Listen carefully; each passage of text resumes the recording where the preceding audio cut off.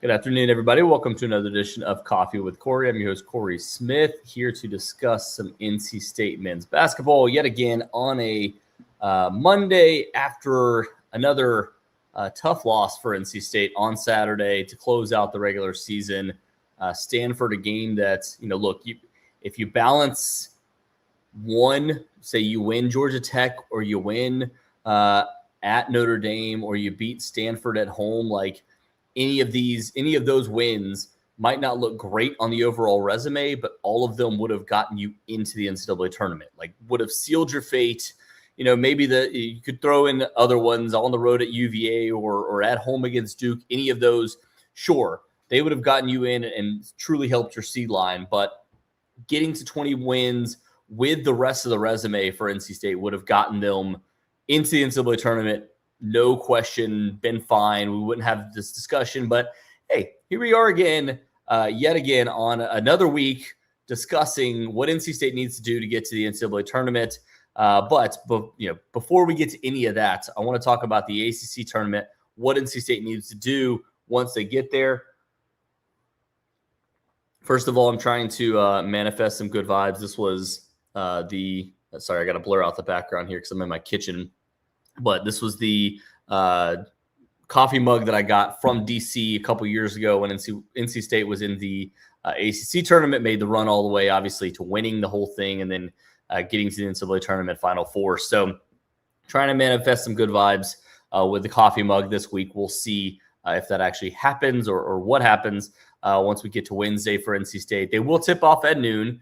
We know that they will play against either Stanford or Pitt. So we will see which of those two teams they end up facing on Wednesday at noon in Charlotte at the Spectrum Center. But just it feels like the perfect time to kind of go through and look at what's happened over the last few weeks for NC State. They've lost 6 out of the last 7, lost the last 4 straight. The only win they have over those 7 games, over that 7-game stretch was a game against UNC, which, look, they'd come without 2 of their best players. We know that one of their best players will not be playing the rest of the way, had not been playing since before NC State faced them, but they were without Henry Vasar. So it's a little bit of a, kind of like, all right, not as big of a win as it maybe look like on paper once you get to the NCAA committee and they start looking at those things. But if you look at NC State's overall resume, it's in a great place still. You're in not a great place, but a good place to get you into the NCAA tournament.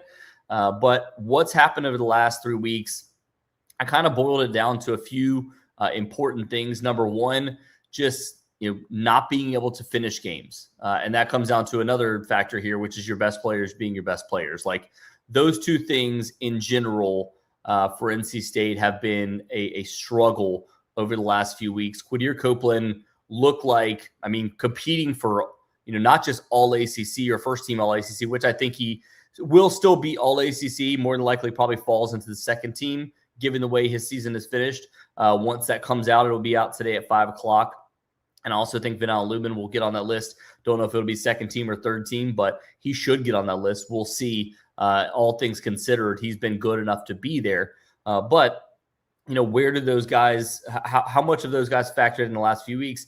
Vinal Lubin has continued to be a consistent force. The fact that he struggled a little bit against Duke, but a lot of that was because of foul trouble. You didn't have him in there as much, and then you just couldn't figure anything else out. So you might as well just go ahead and rest him the rest of the way after getting 3 fouls and not really kind of leaning on him too heavily because it wasn't going to be a big game for him anyways. But you look at the last few weeks and what's happened is, again, kind of comes down to Quadir Copeland not being able to make the plays late in games. You've had Darian Williams. If Quadir Copeland's not really going, your thought process is, all right, well, Darian Williams will pick up the slack, and he just really hasn't. Neither one of those guys has really made enough winning plays. Now, again, Quadir Copeland, like the last game against Stanford was a prime example. Puts together really good numbers, 16 shots, 4 of 6 from the free throw line, but missed a couple pretty critical free throws in this game, and then you have the 5 personal fouls. He ends up fouling out at the end of the game, which has become a little bit too common for some NC State players here recently too. But the big factor for him was 6 turnovers. NC State had 12 total turnovers in the game. He had 2 assists to 6 turnovers. Like those types of things can't happen. And he's either been getting into foul trouble and it's been an issue for NC State, or his shot's not falling and that's been an issue for NC State, or he's, like we saw in the last game out, the struggles in terms of turning over the basketball and not being able to handle the basketball consistently. That's what you need from your point guard. Now, again, he's ran into some matchups where he's been against bigger guards, and that's been an issue for him. But that wasn't necessarily the case on Saturday. The case for him on Saturday was driving, trying to do too much, making passes directly into traffic where Stanford had players ready to go, and he just, for whatever reason, was making some boneheaded passes in that game, and you saw the frustration for him. He's a little bit too hot-headed at times, and that's gotten in his way at times in the past, but you're seeing it a little bit more these last few games, and his frustration kind of bleeding out to the rest of the team. And then, again, you need your best players down the stretch. I mean, I talked about it in the Miami game weeks ago, the fact that this team just, when you absolutely needed your best players to be your best players down the stretch, your veteran players that you went out and got, Trey Holloman, a turnover in that one, Vinal Lubin, a turnover in that one, missed free throw from Quinnier Copeland on the front of a 1-and-1, which is the same exact situation that happened at SMU. They just, luckily, Trey Holloman got a block, and that leads to a win for you. But that could have been very well the exact same situation as what happened against Miami. But instead, NC State escapes that one. But it just, again, this team has to execute better down the stretch. You need your veterans to step up for you down the stretch. And then, the other factor, obviously, this has only happened against, teams like Duke, like UVA. We haven't seen it as much against teams that have less size, but NC State just doesn't have the physicality or the size to compete down low with some of these teams, in particular UVA and Duke, because they do have a ton of size. You might have seen it a little bit more against SMU, but if I remember correctly, SMU's big man got in some foul trouble, so it wasn't as big of a factor. But like when teams are really good on defense and they can force you into some block shots, NC State's really struggled to be able to get inside, and that's forced you to have to hit shots from outside. And that brings me to the third factor here.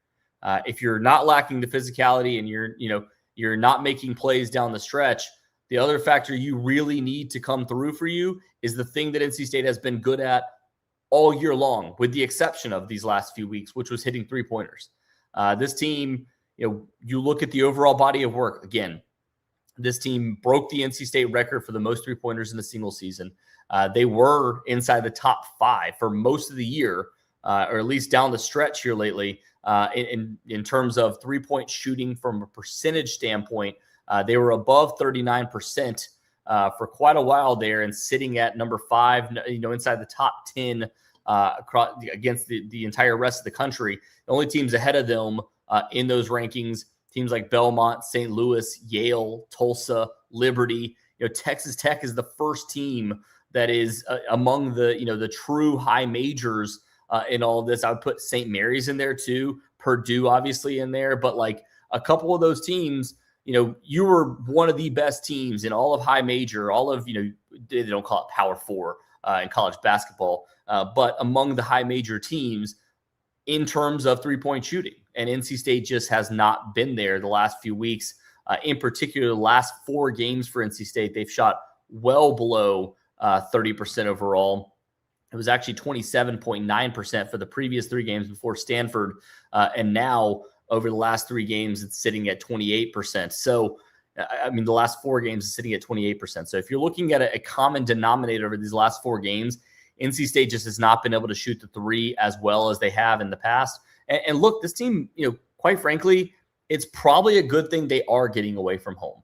And I don't mean that in terms of anything that NC State fans have been doing or anything that's been happening when it comes to that. But like, they just haven't been as good at home for whatever reason.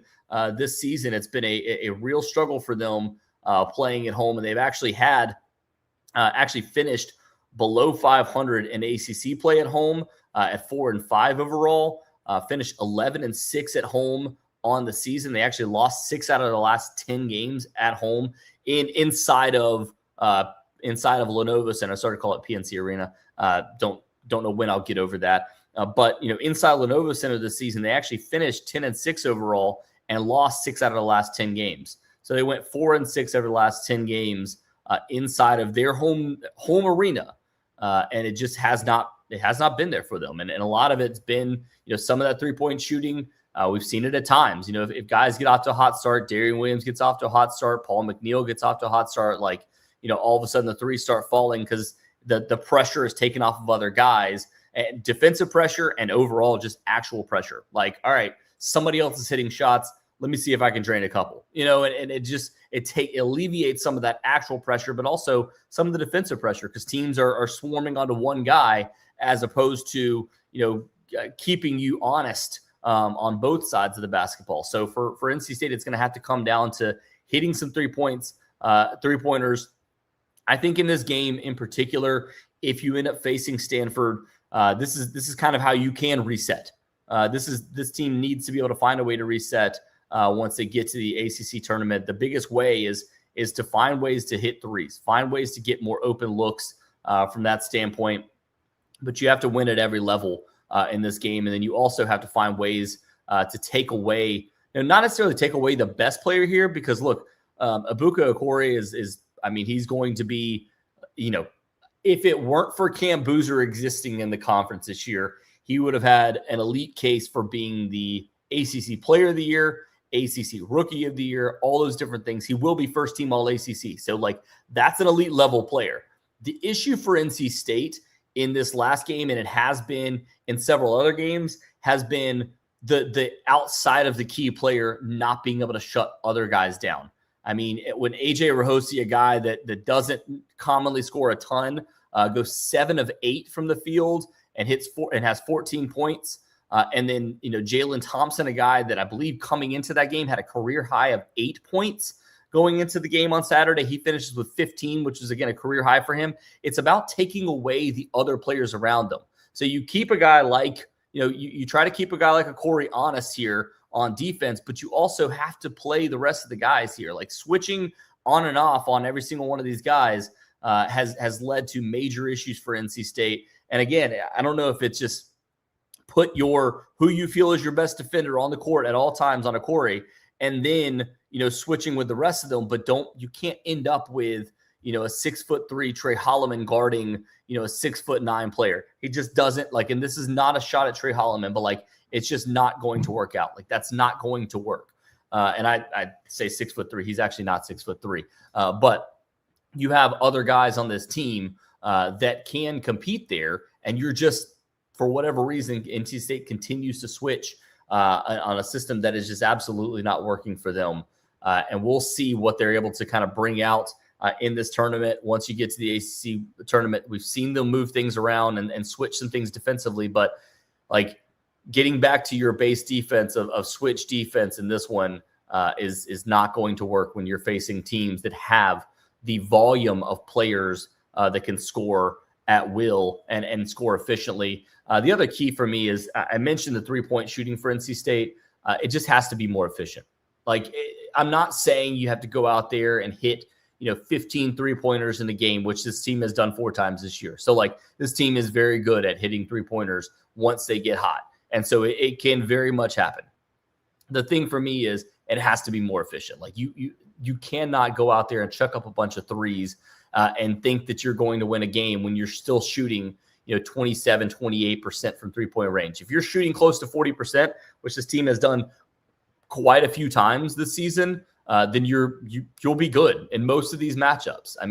Virginia has a ton of size down low, but if you're able to hit shots from outside and draw them out instead of dropping coverage, which they've done quite often here lately, and you don't have guys like Whittier Copeland having to drive into double teams and or at times triple teams, they're just completely collapsing on them, then that's kind of what you want to end up with here for NC State. So we'll see ultimately what they're able to do on Saturday or on Wednesday once they face either Stanford or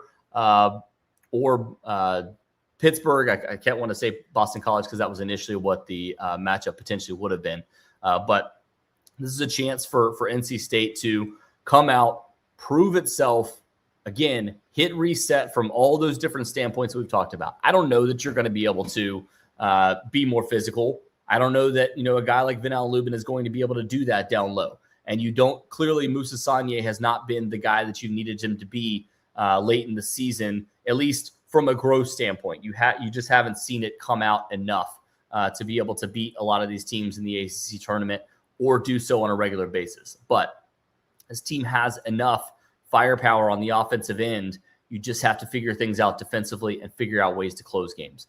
Because as of right now, that's been something that, I talked about. Again, the star players needing to be star players. It's also been on the defensive end. I mean, Vinal Lubin has not been fast enough up and down the court for NC State's transition defense to work.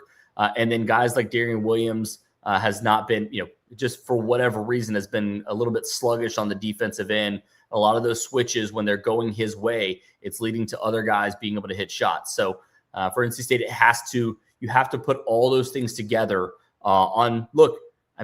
it's on a game-by-game basis. So put it all together on Wednesday, truly hit reset against what will more than likely be a Stanford matchup, one would assume.